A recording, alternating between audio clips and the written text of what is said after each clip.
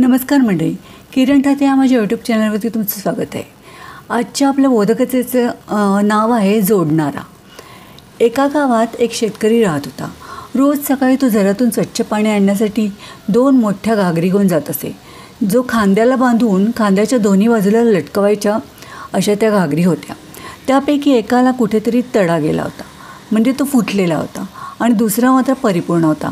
अशा प्रकारे तो दररोज घरी पोचेपर्यंत शेतकऱ्याकडे फक्त दीड घागरी पाणी उरत असे। उजव्या घागरीला अभिमान होता की तो सर्वच्या सर्व पाणी घरी आणतो आणि त्यात कुठलीही कमतरता नाही। दुसरीकडे फुटलेली घागर मात्र घरापर्यंत फक्त अर्धेच पाणी पोहोचू शकत होती। याची त्याला लाज वाटायची आणि शेतकऱ्याची मेहनत व्यर्थ वाया जात असे असं त्याला वाटत असे। या सगळ्याचा विचार करून तो फुटलेली घागर खूपच व्यथित झाली आणि एक दिवशी तिला ते सहन झालं नाही।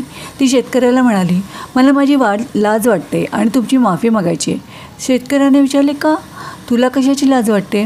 तुटलेली घागर म्हणाली, कदाचित तुम्हाला माहीत नसेल, पण मी एका ठिकाणाहून तुटलेली आहे आणि गेल्या 2 वर्षापासून मी जेवढे पाणी घरी आणायला हवे होते त्यातले निम्मेच पाणी मी देऊ शकते।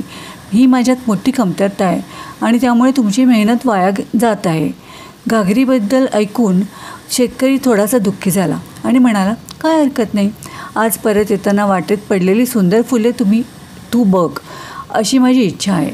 तुटलेल्या घागरीने तसेच केले। त्याला वाटेत खूप सुंदर फुले दिसली।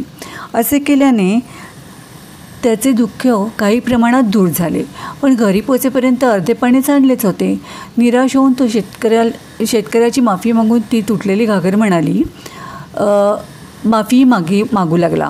शेतकरी मग तिला म्हणाला, कदाचित तुझं लक्ष गेलं नसेल, वाटेत सगळी फुलं होती, तो फक्त माझ्या बाजूने होतास।